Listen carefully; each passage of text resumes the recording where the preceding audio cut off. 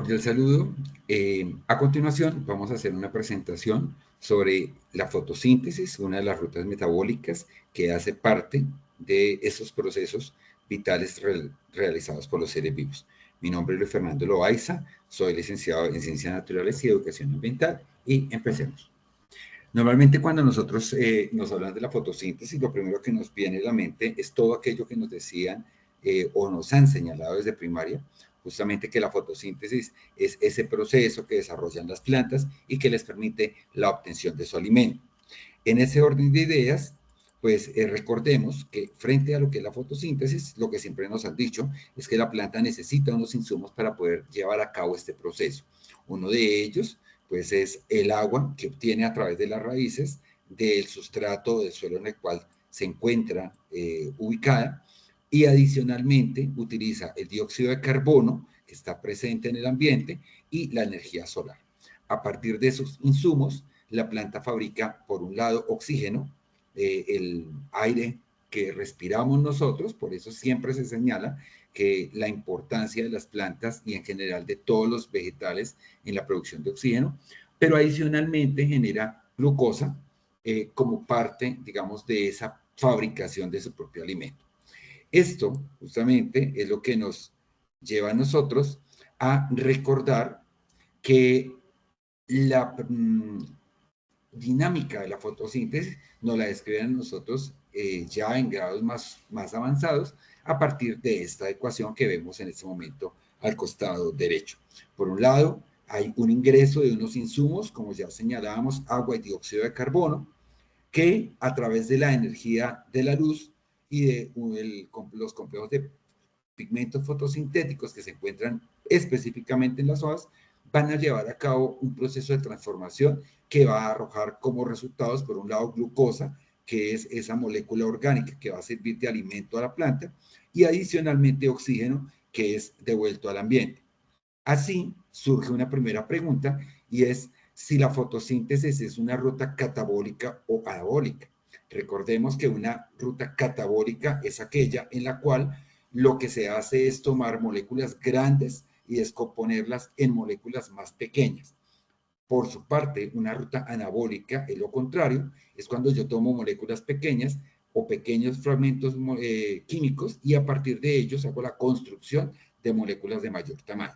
Si ustedes miran la gráfica, específicamente lo que tiene que ver con eh, con lo que ingresa y lo que sale, démonos cuenta que acá estamos tomando una molécula simple, que es el agua, y otra molécula simple, que es el dióxido de carbono, y a partir de ellas nosotros vamos a dar origen a una molécula compleja, un carbohidrato conocido como glucosa.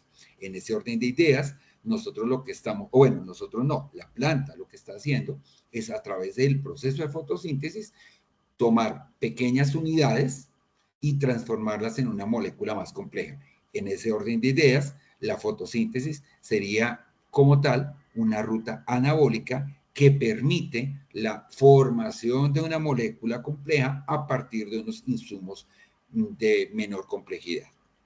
Vamos a mirar en primer lugar, es para ir trabajando esta pregunta en la que es tomada del módulo y dice la fotosíntesis es un proceso que llevan a cabo los organismos y nos dan 4 opciones.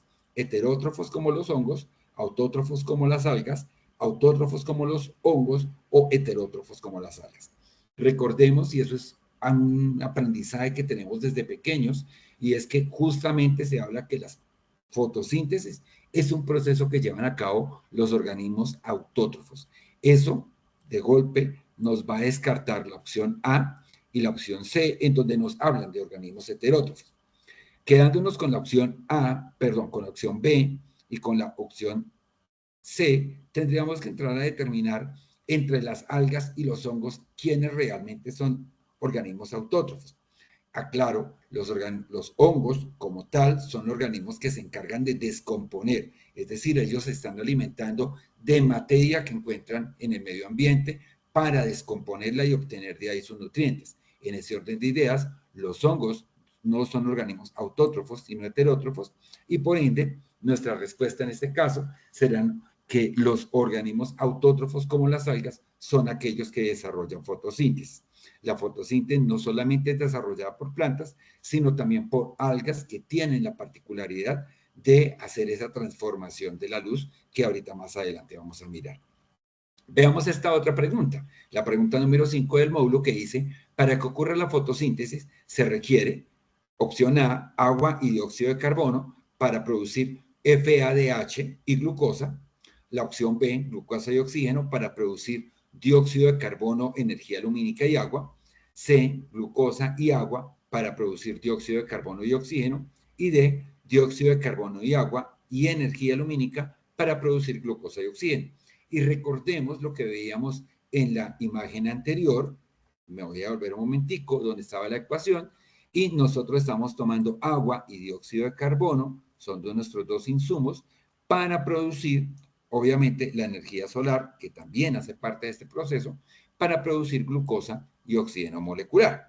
En este orden de ideas, nuestra respuesta sería la opción D, en donde claramente nos señala que tomamos dióxido de carbono, agua y energía lumínica o solar para producir glucosa y oxígeno. Continuemos entonces y ya de pronto en algún momento de su proceso de formación a ustedes le hablaban que la fotosíntesis, a pesar que nos hablan de que requiere la presencia de la energía lumínica, tiene como tal dos fases. Una fase que se denomina fase luminosa y otra que se denomina fase oscura. De una manera errónea, algunas personas asumen que la fase oscura la desarrollan las plantas en la noche cuando no hay luz y no necesariamente. La fase luminosa es una parte del proceso de fotosíntesis, de esa ruta metabólica, en la cual sí o sí es importante la presencia de la luz solar. En tanto que la fase oscura es otra parte de la ruta metabólica en donde la presencia de la luz solar no es necesaria. La planta perfectamente puede estar bajo la influencia de la luz del día, de la luz solar, de una lámpara, pero no está haciendo uso de esta energía lumínica en esta etapa. Ya vamos a aclarar en qué consiste cada una y cuáles son las diferencias que presenta. La fase luminosa, como ya les decía, sí o sí requiere la presencia de luz solar. Ese es un elemento fundamental y es que la luz solar debe estar presente para poderse llevar a cabo esa fase luminosa, ¿sí? ¿Dónde se lleva a cabo?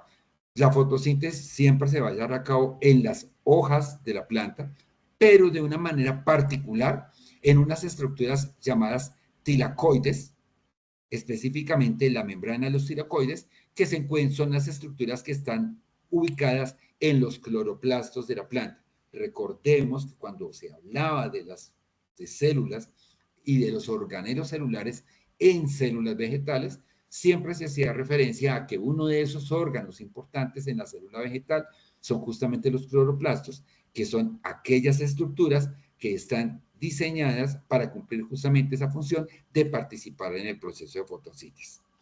Ahí, dentro de los cloroplastos, vamos a encontrar algo que se llaman pigmentos fotosintéticos, una serie de sustancias de tipo químico que lo que van a hacer es capturar esa energía de la luz, esa energía lumínica que le llega a partir de la luz solar. ¿Qué se utiliza en esta fase luminosa como insumo? Por un lado, el agua y la energía lumínica. Esos son los dos componentes clave que se utilizan. Si bien nosotros en la ecuación de la que nos describía la ruta de la fotosíntesis, hablábamos de que hay unos insumos iniciales que son el agua y el dióxido de carbono. Para esta fase luminosa específicamente se va a utilizar agua. El dióxido de carbono no lo vamos a utilizar todavía. Y claramente la energía lumínica. Esa energía lumínica se va a medir a partir de unas partículas llamadas fotones, que son específicamente aquellas partículas que transportan esa energía proveniente de la luz. ¿Cuál es la meta al final de esta fase luminosa? Que se produzca oxígeno, oxígeno molecular, que ya veíamos en la ecuación, que es uno de esos resultados de la fotosíntesis, y adicionalmente que se produzca energía química, es decir, va a haber un proceso de transformación energética de energía lumínica a energía química. Esta energía química se va a expresar en dos componentes químicos importantes. Uno, el ATP o adenosín trifosfato, y otro que se llama NADP, conocido también como nicotilamina, adenina,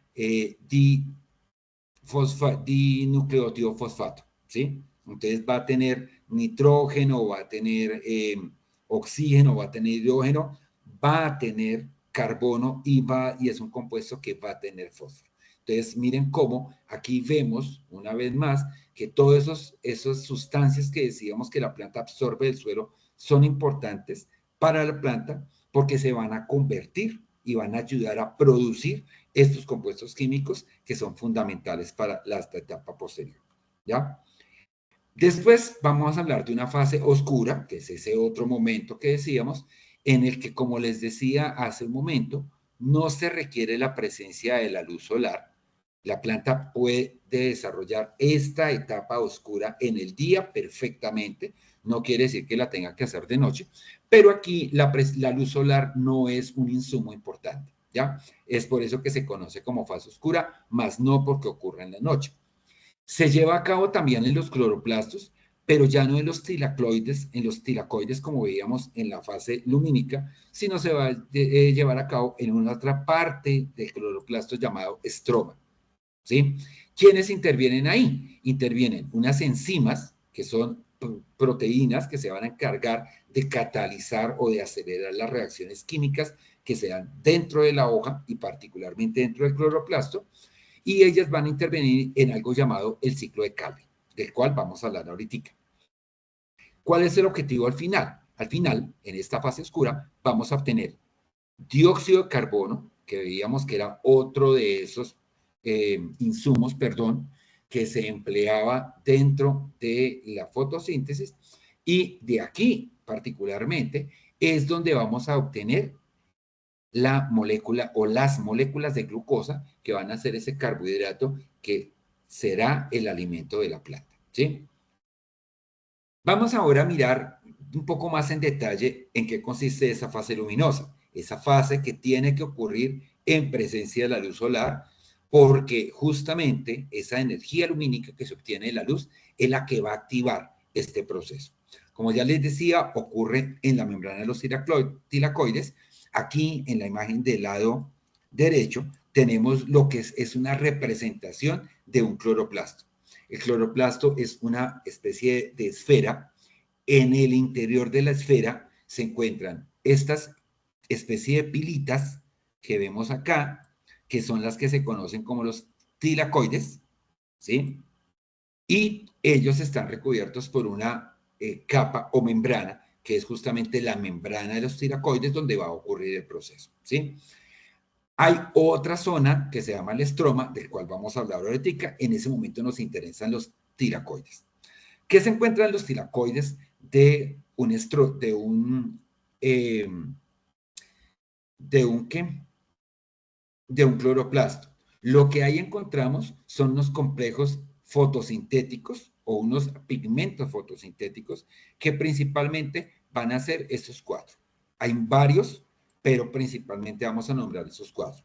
En primer lugar, podemos encontrar las clorofilas, clorofila A y clorofila B, que ya nos han mencionado en años anteriores, que son esas sustancias o esos pigmentos que le van a dar el color verde característico a las plantas, ¿sí? Entre otras, tienen la función de atrapar la energía luminosa, ¿ya?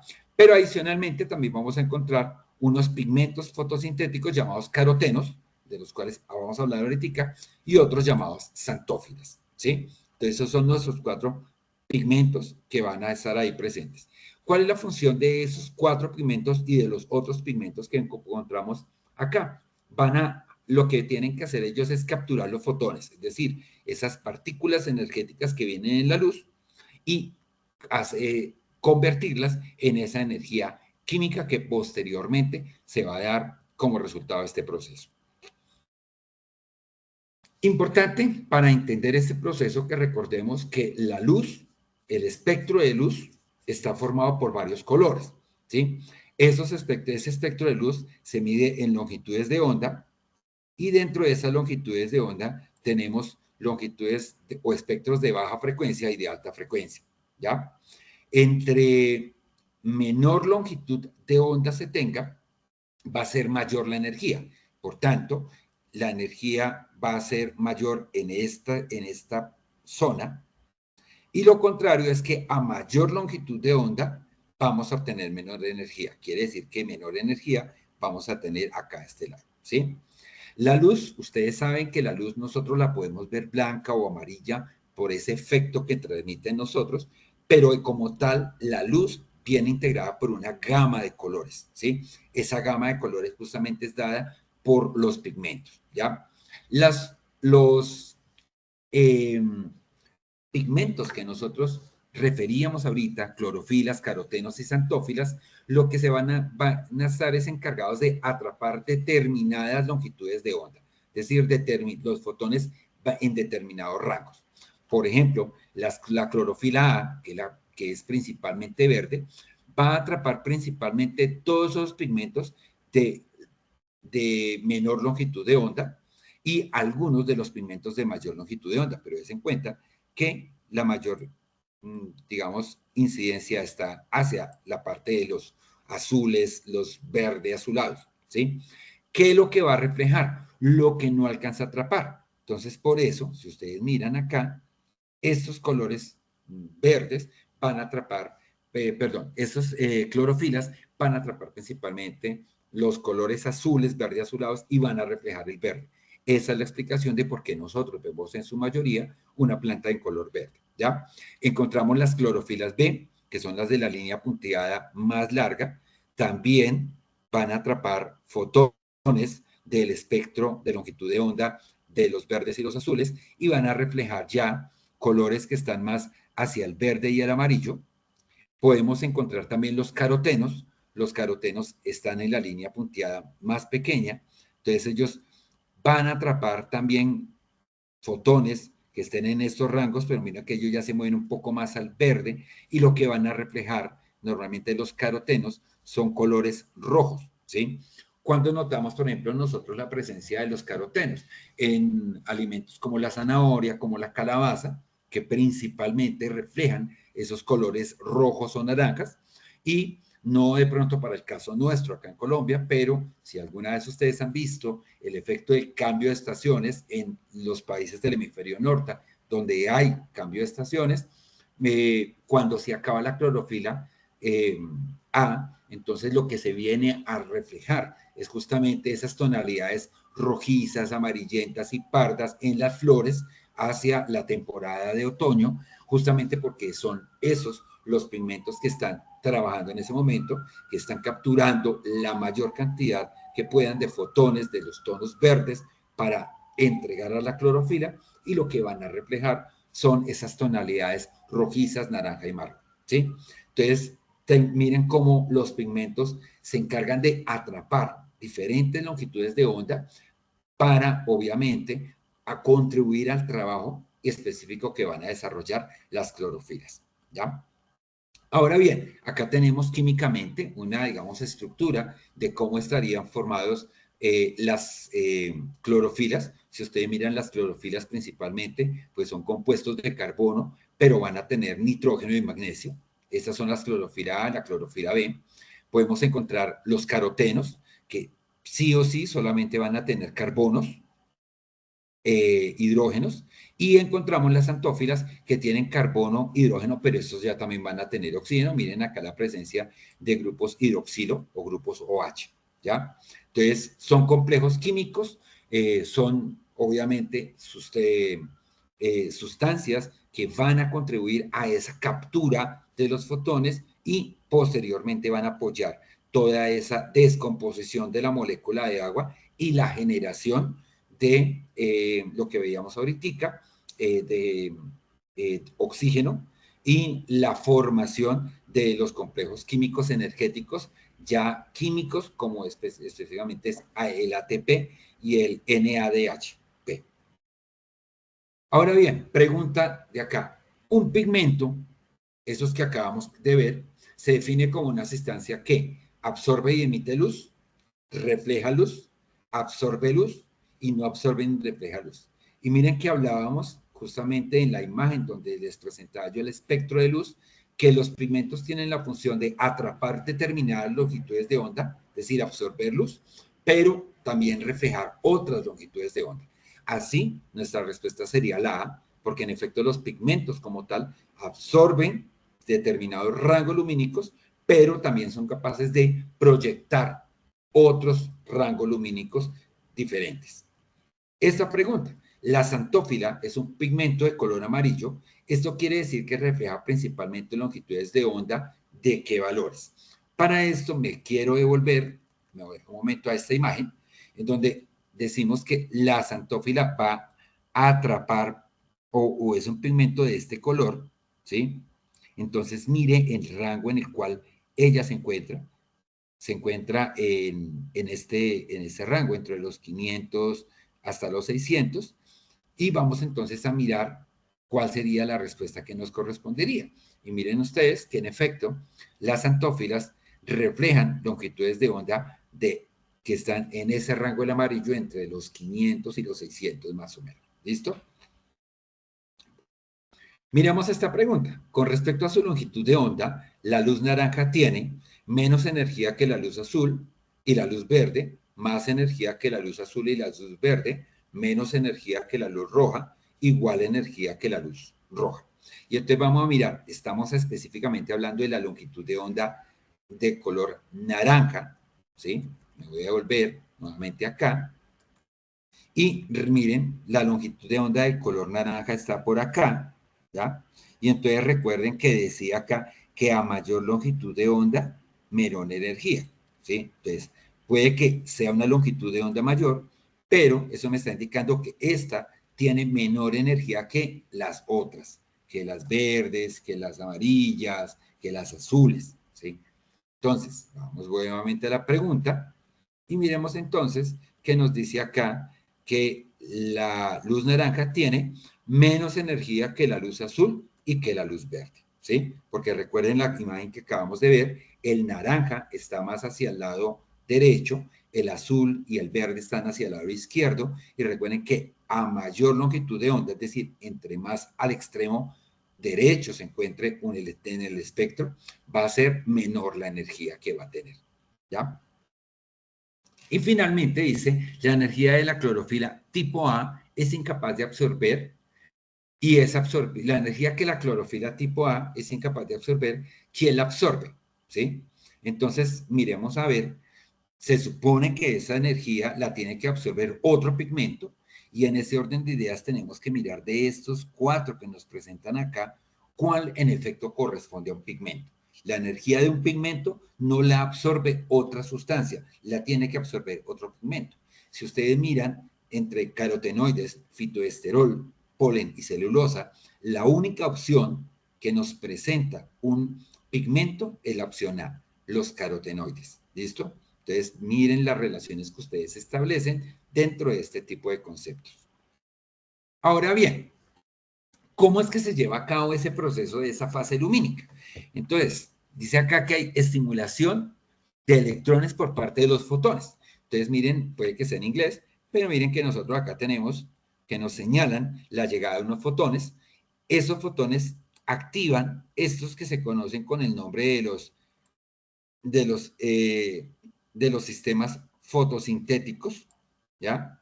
Entonces, los estimulan, hacen que los electrones se alteren, modifican la estructura de los compuestos químicos que hay ahí presentes. Recuerden que lo que hay ahí presentes son pigmentos, y ya vimos, los pigmentos son compuestos químicos. Como compuestos químicos van a tener protones, electrones y neutrones, y particularmente los fotones lo que van a hacer es llegar a estimular los electrones, ¿sí?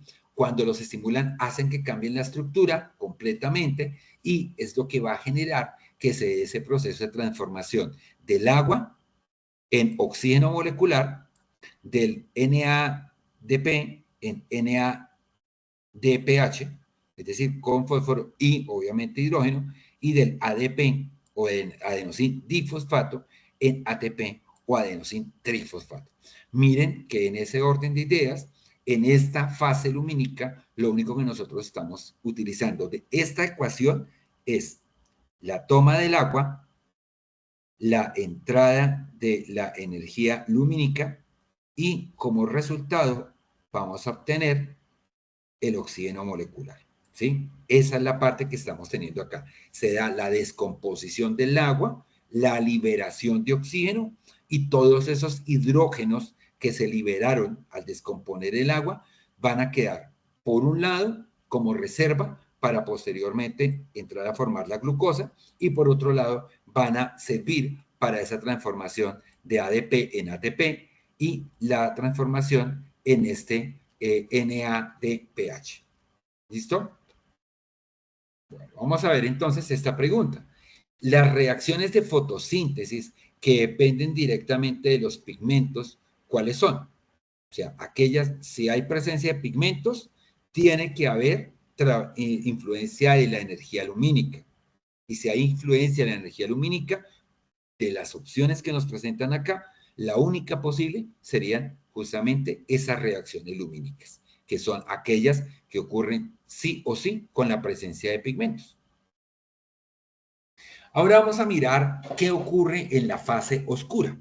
La fase oscura, como les decía, no es que ocurra a oscuras, sino que es una etapa de la fotosíntesis en la cual no se necesita la presencia de la energía solar porque esa energía solar ya entró dentro de la primera etapa, dentro de la fase lumínica. Esta fase oscura, a diferencia de la anterior, ya no se va a desarrollar en los tilacoides de los cloroplastos, sino se va a realizar en una zona conocida como estroma. El estroma es un espacio que hay entre la membrana del cloroplasto y los tilacoides. El espacio vacío que hay ahí es lo que se conoce como el estroma. Ahí es donde se va a llevar a cabo, ¿sí? ¿En qué consiste esa fase oscura? Esa fase oscura consiste en un ciclo que se conoce como el ciclo de Calvin y lo tenemos acá representado en la imagen del lado derecho. Este ciclo de Calvin va a utilizar el dióxido de carbono, que recuerden que era otro de los insumos que teníamos de la fotosíntesis, y a través de 3 etapas llamadas fijación de carbono, reducción y regeneración, van a surtir un proceso muy interesante que va a dar origen a moléculas de glucosa, que es el alimento como tal de las plantas. ¿Cómo se lleva a cabo ese proceso del ciclo de Calvin? Al ciclo de Calvin, o el ciclo de Calvin más bien, inicia con la entrada en el ciclo del dióxido de carbono, una molécula de dióxido de carbono. Esa molécula de dióxido de carbono va a entrar a reaccionar con este carbohidrato llamado ribolosa biofosfato y con la ayuda de esta enzima llamada rubisco. Esos 3 ingredientes, a través de reacciones químicas sin luz, porque miren que acá en ninguna parte vemos la presencia de luz, de energía lumínica, ¿no? Esa ya se utilizó. Entonces, van a dar origen a un primer compuesto llamado fosfoglicerato, ¿sí?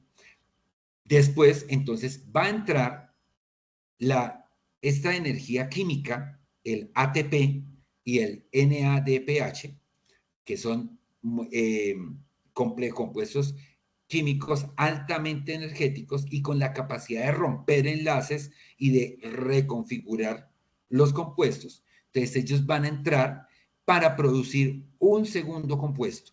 Van a transformar el fosfoglicerato en fosfoglicerato aldehído, que es este que tenemos acá, y va estos 2 compuestos que teníamos en esta parte, venga lo pongo con la letra A, se nos van a convertir ahora en NADP, o sea, mire que ya le quitamos el hidrógeno, y se van a convertir en ADP, o adenosindifosfato, ¿ya? Después entonces viene otra reacción, y es que este fosfoglicerato va a empezar a transformarse una parte en un carbohidrato, y la otra parte va a continuar la ruta para transformarse en ribolosa monofosfato, ¿sí? Monofosfato es porque si ustedes miran, aquí vamos a tener solamente un grupo fosfato. Esos grupos fosfatos, si ustedes recuerdan cuando hablábamos de las rutas metabólicas catabólicas, esos grupos fosfatos son muy importantes porque son altamente generadores de energía, ¿ya? Aquí nuevamente, entonces teníamos este tercer compuesto, y aquí nuevamente va a entrar el ATP y el ADP para convertirse en ADP, es decir, va a donar un grupo fosfato, por eso se pasa de ser trifosfato a difosfato, y ese grupo fosfato, mire que va a resultar metido acá, ¿sí? Y se va a volver a formar nuevamente una molécula de ribolosa bifosfato, que es aquella con la que nosotros arrancábamos nuestro ciclo de Calvin, ¿ya? Me lo pongo acá. Y volvemos a ingresar nuevamente a comenzar el ciclo. ¿Cuántas veces pasa este ciclo? Este ciclo requiere que haya la presencia de 6 moléculas de dióxido de carbono, porque cada vez que el ciclo se va a llevar a cabo, entra una molécula de dióxido de carbono para que se vaya formando la glucosa, ¿sí? Si ustedes recuerdan, la fórmula de la glucosa tiene 6 carbonos. ¿De dónde va a sacar esos 6 carbonos? De cada vez que el dióxido de carbono entra. Cada vez que el dióxido de carbono entra, bajando un carbono. Cada vez que entra, bajando un carbono. Es por eso que se necesita repetir este ciclo 6 veces para que al final se forme una molécula de glucosa con 6 carbonos, 2 hidrógenos y 6 oxígenos. Eso es lo que ocurre acá en el ciclo de Calvin. Si ustedes miran, esta es una reacción en lo que pasa es que se toman moléculas pequeñas y se van formando otras moléculas, se van descomponiendo, se forman, se convierten o se reducen justamente para lograr formar ese carbohidrato o esa glucosa que va a ser el alimento de la planta, ¿ya?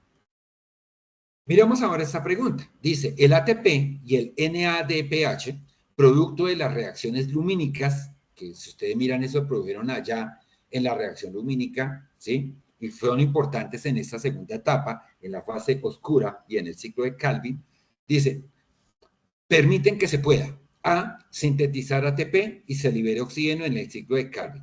Y miren que ahí hay un error, porque en el ciclo de Calvin no se libera oxígeno. ¿Listo? Entonces, ojo, esta parte no es cierta. Absorber oxígeno para la síntesis de glucosa en las reacciones oscuras. Y miren que si ustedes recuerdan la imagen que acabamos de ver del ciclo de Calvin, en ninguna parte hay entrada de oxígeno más allá de que entra estando como parte de... ¿Como parte de qué? Como parte del dióxido de carbono. La opción C, sintetizar glucosa después de la absorción de dióxido de carbono en las reacciones oscuras, o D, sintetizar ATP después de la fijación del dióxido de carbono en la fase oscura, ¿sí? Y miren que acá es importante tener presente, para el ciclo de Calvin, el dióxido de carbono es un insumo, pero el objetivo final es producir glucosa. Por eso, mi respuesta correcta sería la opción C, sintetizar glucosa. Cuando ustedes le digan sintetizar en términos químicos, sintetizar es fabricar. Y es lo que está ocurriendo en el ciclo de Calvin. Se está usando el dióxido de carbono para fabricar glucosa. ¿En dónde? En la reacción oscura o en la fase oscura de la fotosíntesis. ¿Listo? Y miremos esta pregunta número 9. Dice, las reacciones lumínicas y las reacciones oscuras ocurren respectivamente. Entonces recuerden, las lumínicas fueron las primeras que vimos, donde necesitamos la energía solar para convertirla en energía química y entran los cloroplastos y todos sus pigmentos. Y las reacciones oscuras son aquellas en donde no necesitamos los cloroplastos, no necesitamos los pigmentos fotosintéticos, ¿sí? Y ocurren también en el cloroplasto, pero en otra zona. Entonces, ¿dónde ocurren las reacciones lumínicas y dónde ocurren las reacciones oscuras? A, lumínicas en los tilacoides y el estroma interior de los cloroplastos serían las oscuras. B, en las mitocondrias y en los cloroplastos. C, en el estroma y en los tilacoides al interior de los cloroplastos. O D, en la membrana interna y externa del mitocondrial. Si ustedes miran, la opción B yo la puedo descartar de una vez, porque en ningún momento nosotros hicimos alusión a las mitocondrias. Sí hablamos de los cloroplastos y de la importancia que tienen en la fotosíntesis, pero no de las mitocondrias. Entonces la opción C sale descartada. Igualmente la opción D. porque la opción D me está hablando de la membrana interna y externa mitocondrial, está hablando de la mitocondria y la mitocondria no está vinculada en este proceso. Me voy a quedar con la opción A y con la opción C, ¿sí? Entonces sería reacciones lumínicas en los tilacoides, reacciones oscuras en el estroma, o en la opción C, reacciones lumínicas en el estroma, reacciones oscuras en los tilacoides. Y recuerden acá que nosotros hablábamos que las reacciones lumínicas que requieren los pigmentos fotosintéticos, esos pigmentos fotosintéticos están ubicados en las membranas de los tilacoides, ¿sí? Y las reacciones oscuras sí se desarrollan en el estroma. Por tanto, nuestra respuesta va a ser la opción A. ¿Listo? Entonces, chicos, muchísimas gracias. Espero que esta breve explicación les haya servido y les haya sido de utilidad. Y hasta una próxima oportunidad.